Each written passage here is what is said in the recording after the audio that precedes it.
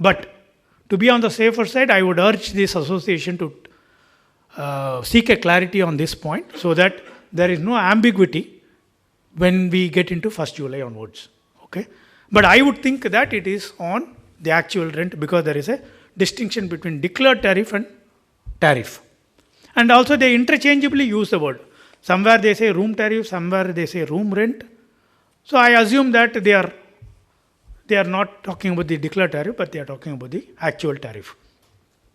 The other question, of course, which will come is, if I increase my room tariff, declared tariff is 800 rupees, I give a free bedding, it takes my room tariff to 1200 rupees today. These are all points which have already been clarified under service tax law. We can go with the same clarification. The law clearly says that if you are giving additional bedding and that makes your tariff goes beyond what is being mentioned in 1000 rupees or otherwise, that need not be included. Okay, so you have to take the basic tariff value. But discounts you cannot deduct to arrive at the room tariff. Okay, discounts you cannot deduct. But if you are giving extra bedding which makes your tariff go beyond the threshold limit, then you don't bother about that bedding price. You can charge for it separately. So that is also clear. There's no ambiguity about it. Then comes the renting of hotel 2,500 to 5,000, 18%. Bundled service, I have talked about it, 18%. Basically, banquet, outdoor catering and all comes under that category. Accommodation in hotels, this is very important. Accommodation in hotels, including 5-star and above rated hotels, inns, guest houses, clubs, campsites or other commercial places meant for residential or lodging purposes where room rent is rupees 5,000 and above per night per room. So my first reading, I got confused. I took everything as 5-star. I said 5-star hotel, 5-star inns, 5-star guest house, 5-star clubs, 5-star campsites. Like that I read. Then I said, no, this is not going to be like that. Accommodation in hotels, including 5-star. So 5-star, let it be there. Others can also be there wherever there is a room rent going to be above 5,000 because there is a comma which is being mentioned after lodging purposes. And that comma separates where room rent is rupees 5,000 and above from the preceding sentences. So you read disjointed this, then you will get a construct that any 5-star hotel, whether they charge 3,000 or 5,000, they will have to charge you 28. And any other hotel which charge 5,000 above will charge 28. This is my reading. It's too early for me to conclude. I can be found to be wrong. But last 2 days, my attempt to understand this is what it is. Maybe this point can also be taken as a representation point. Okay. Then all other services which are not mentioned anywhere, you provide various services to customers, it will all come under 18%. Supply of tour operator services comes under 5%. It's all with full ITC, input tax credits. Supply of food and drinks in eatery, you have 12, 18, 18, 18, 28, depending upon which star which is being provided. Air conditioned, non-air conditioned, there is a distinction. If you are a non-air conditioned, you are going to charge 12%. Right? The rest will come under 18%. So more or less, to my mind, was in expected line. Of course, there are still views that it can come under 12%, which I respect fully. But let's see some comparison, then maybe we will be able to appreciate this better. So today, let's take 3-4 states. Room rental which are liable to 18% GST, existing versus GST. So I have plotted Uttar Pradesh, Gujarat, Maharashtra, Telangana. Maharashtra has different slabs. Uttar Pradesh is very simple. So luxury tax rate is 5%, service tax is 9%, total is 14%. CGST, SGST, I'm only comparing only with the 18% rate category. 14 versus 18, 18 is higher. So Uttar Pradesh hotels having 18% rate will have a problem. Gujarat will also have a similar problem. Maharashtra, 0 to 1000, luxury tax nil, 1001 to 1500, 4, 1500 to 2500, 10, 2500 and 5010. I have just broken it for the purpose of GST. Service tax is 19. Total effective tax rate today is 0, 13, 19, 19. Compare that with the GST 0, 12, 12, 19, 18. So most of them appears to be positive, green. Telangana published tariff 5% on the rack rate, 9% on service tax, 14%. 18% rate seems to be adverse. So depending upon where, what you are doing, what is your luxury tax rate, how is it computed, you need to see what is the impact. But Maharashtra seems to be slightly positive to my mind. I'm not talking about election results. Okay, right. Okay. So I'll just move on to one illustration. So today this is how the invoice looks like. 7,140, 6,000 rupees is the room rent. Luxury tax 10%, service tax 9%. Computed, it comes to 7,140. GST at 18% works out to 7,080. GST at 28% works out to 7,680. So if you are a 28% category, obviously you are loser. If you are an 18% category, obviously you are a winner. Similarly for F&B. 1,000 rupees bill, 12.5% VAT, service tax 6%. So we are talking about 1,185 as the net bill to the customer. GST at 18% works out to 1180, GST at 28% works out to 1,280. Customer marginally gains at an 18% rate. Okay, why I am saying marginally gains is there is a provision called anti-profiting. I will talk subject to time availability. If there are any benefit arising out of GST to any business, they will have to pass it on to the customer. If they don't pass it on, action will be taken against them. Okay? So any gain you cannot pocket it. You will have to pass it on to the customer. So place of supply I have talked. I will not take you through this slide for want of time. Time of supply I have talked depending upon the revenue stream. Advance I have talked about it. Invoice date or date of receipt, whichever is earlier. I'll give you these slides if required, no problem. Two more concepts which we'll talk before we move slightly faster. There is this concept of naturally bundled services, even in service tax, that will continue in GST also. So naturally bundled means supply made by a taxable person to a recipient comprising of two or more supplies of goods or services, or any combination thereof which are naturally bundled and supplied in conjunction with each other in the ordinary course of business, one of which is a principal supply, then it is a naturally bundled service. What it means is that if you are a naturally bundled service, the tax applicable rate will be the one which is applicable to the principal supply. Okay? The example is, you give a 4-day, 3-night package with the facility of a breakfast. I am not saying this, even service tax law, education gate says this. This is a naturally bundled service in the ordinary course of business. So what rate you will charge? You will not charge for the breakfast separately as a food value. You will charge including all inclusive service tax rate of 15%. In GST you will charge 18% or 28% as the case may be. So this is naturally bundled. One more example of naturally bundled is a 5-star hotel is booked for a conference of 100 delegates on a lump sum package with the following facility: accommodation, breakfast, tea and coffee, access to fitness room, availability of conference room, business center. Education guide says today for service tax purpose that this could also be treated as a naturally bundled convention service. Or if you want to still bill individually for each item, it is at your option. Okay? So if you believe individually billing will be better off as against treating everything as a naturally bundled service, you can do that. Or if you believe naturally bundled one rate is better for convenience as well as for tax rate purposes, you can opt for it. Service of stay in a hotel is often combined with a service of laundering of 3-4 items of clothing free of cost per day. Such service is an ancillary service to the provision of hotel accommodation, and the resultant package would be treated as services naturally bundled in the course of business. So I would only leave one thought here. whatever is the practice in vogue in the business of hotel, you do that, it is naturally bundled. Whatever is being customized for one customer says, no, I want this, I want that. It's okay, I will pay you. You combine everything together and give it to me as one lump sum. Then it is not naturally bundled.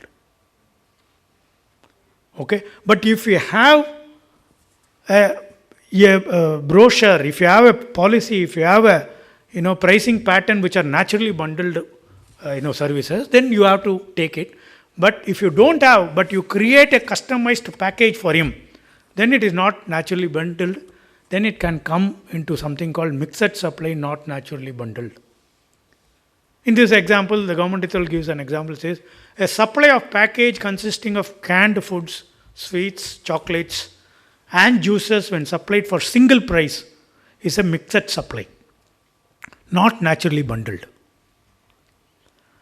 If you have a mixed supply, the problem with the mixed supply is you have to pay tax at the highest rate applicable in any one of those products or service which is part of the mixed supply. For example, in this case, let's assume chocolates are 28% and canned foods and sweets are at say 18%. You will have to take the chocolate rate and apply for the entire value. So the suggestion will be, don't do this. Identify individual items and bill it out if it is not naturally bundled. Okay? That's important concept. So other tax rates which are important from procurement point of view, fruits, vegetable are all nil, wheat 5%, soft drinks 18, 20, milk nil 5 depending upon what kind of milk, purified water, mineral water 18%, linen not yet fixed because there are textile items yet to be fixed, charcoal nil, tobacco 28%, LPG, natural gas, HST, liquor are all outside GST today. So VAT, CST will continue, state excise will continue. You will have to have different systems for tax for these things. Similarly, procurement for services, repairs, maintenance 18%, laundry services 18%, advertisements, courier, festivals expenses, professional fees, telecom, commission, manpower services, rent. Most of them are into 18 or 28. Only one is 28. Cross charge, same legal entity in different state. You have management charges, you have cross charges to your own or franchise fee will all come under 18%. You have one chain of hotels, you have headquarters, you charge franchise fee, royalty, 18%. Cross charges, headquarter charges, shared services, charge for all the businesses located across the states, 18%. You will have to raise and bill, charge it to the other states, recover it, and then pay GST. Cross charges. So these are all on the procurement side. So if you look at, in nutshell, there are several positive impact on your see, we have talked about the rate side, output side. But what will be very interesting is to see your procurement side and see what is the saving or negative impact going to be on your purchases. Today you are expensing out all those non-creditable taxes. For example, if you buy interstate, the 2% CST becomes a cost to you. If you buy some services on which you are not taking credit, that service tax become a cost to you. Swachh Bharat cess will become a cost to you. Like that, there are several items of procurement today on which you pay tax and you treat it as a cost. Those are all creditable, so it becomes positive. There are some items, tomorrow you may not get credit, or some item which becomes an expense. That becomes. So net we need to understand the business impact. We cannot only compare on the output side, 1828, 1817, so I'm losing a. We have to look at our input side. Output side anybody can see, but we'll have to look at the input side and understand the impact. Then only you will understand the net impact. Then only you can price your tariff properly. So that is an exercise you'll have to do separately. So I talked about, I'm moving from the impact area to the compliance quickly. I got, I think, another 5 minutes. So I talked about the matching. How do you do the matching? This process flow captures the matching process. Fairly rigorous exercise. Not automated will result in chaos. You cannot handle it humanly. That's my view. And then the compliance is going to be onerous. I talked about compliance, GST around 1, 2, 3, every month you will have to file. One state per year you will file about 37 returns. If you have 5 states or 2 states, I just populated 74. I know companies which are having location in 35 states in union territories. We are talking about thousands of returns in a year. It's all to be automated. It all has to be done in the GST network. So this is not going to be easy task for any compliance team to handle, and that's the reason why there is an automation. So transitional provision, very important, but in the interest of time, I will not talk about it. What will happen to all my cutover period transaction? 30th June, I have to close my books. 1st July, I will have to raise invoice. I have purchase orders, I have sales orders, I have stocks lying, I have stocks in transit, I have got credit, capital goods lying. Can I take credit of stocks on which I have not taken input tax? All of these are contained in transitional provision. If time permits, during the Q&A, I will talk about it. But there's a lot of planning happening on this point. If you don't plan today, you will tend to lose on 1st July. And many industries are affected today not because of GST, but only because of transition.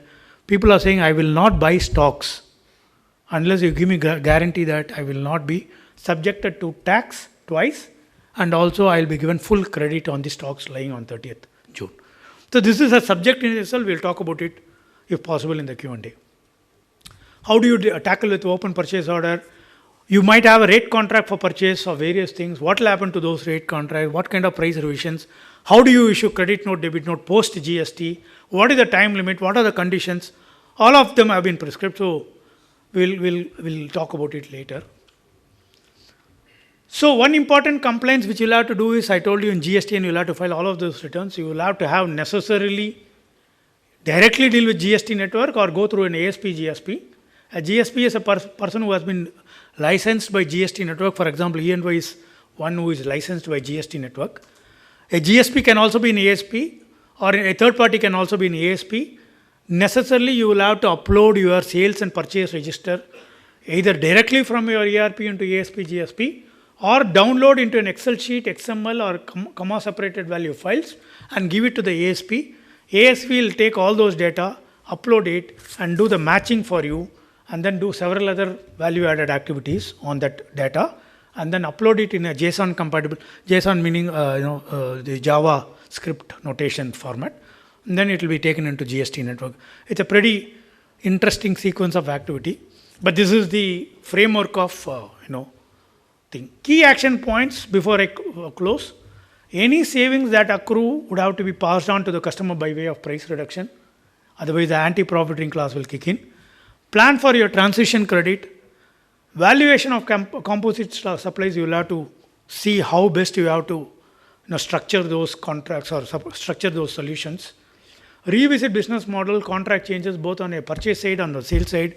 You might have contracts, customer contracts going beyond the cutover period. What clauses you need to have, how you are going to recover the GST. Vendor training is more important because unless the vendor uploads his sales, you will not get the credit. Vendor training is very important, and eventually you will have to do the compliance through GSP, ASP. I think with that, I'll close this session for the moment. Maybe I'll come back again in the afternoon. Thank you so much.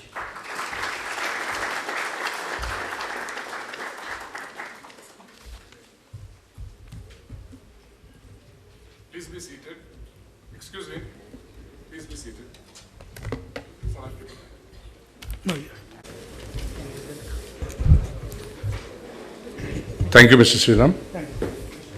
As we come to the end of the first session, we have a 15 minutes tea break, and I'd request all of you to come back soon. There are a few announcements that I'd like to make. Today's seminar is being recorded and will be uploaded on the HRAWI YouTube channel. For the after lunch session where there are going to be question and answers, if people would like to list their questions down, they can hand it over to me, and that will facilitate better response from the speakers. Just to let you all know that HRAWI has been actively participating into the FSSAI programs, and we've had many programs for the trainers. Food safety handbook has been developed by the Hotel Association, which is available on sale outside. So if anybody would like to avail, can buy it at the counter. Another request, lanyards and badges need to be displayed when you go on the buffet counter. So I'd request all of you to ensure that the lanyards and the badges are on you. Thank you so much. Kindly proceed. Views that have been shared by Mr. Sriram are his personal views and has nothing to do with Ernst & Young. Kindly make a note of the same. Thank you, sir.